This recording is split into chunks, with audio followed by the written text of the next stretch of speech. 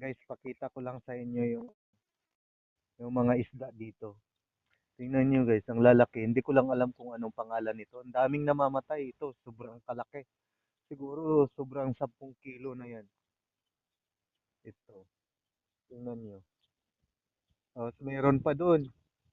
Ang dami nito. Ang daming namamatay na isda. Siguro nabingwit to tapos pinakawalan. Kasi dito sa Japan kasi binibingwit. Maraming namimingwit tapos pinapakawalan lang nila. Siguro sa Pilipinas, kinakain to. Di ko lang alam kung anong klaseng isda to. Yan, tignan nyo. Yan, sobrang kalalaki niya. Ang lalapad niyan sa cellphone parang maliit lang tingnan pero sobrang laki sa personal talaga yan. Siguro aabot na sobra 10 kilo yan. Ang dami pa doon, meron pa doon sa unahan.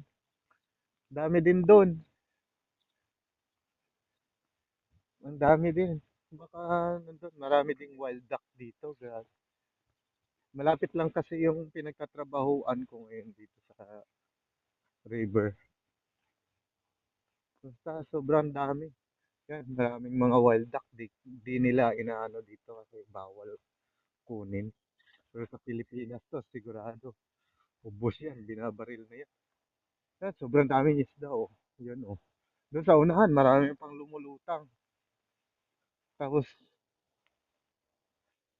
bawat isa halos sumusobra ng 10 kilo. Yan, parang maliit siya tingnan, pero pag nilalapitan mo, sobrang kalaki talaga. Ano, meron pa doon, oh. Kadami, oh. Meron ako nakikita. Sobrang dami. Yan, maraming wild duck dito.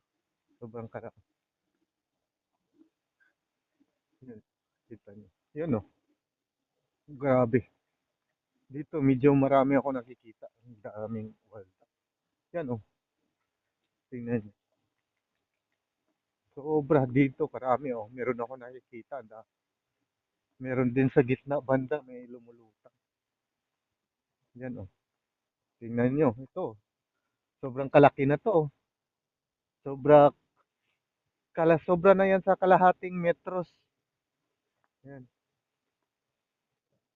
Sa tingin ko, ewan ko lang kung anong tawag to sa Pilipinas, ganitong isda na to. Yan, tingnan niyo. Dito yan.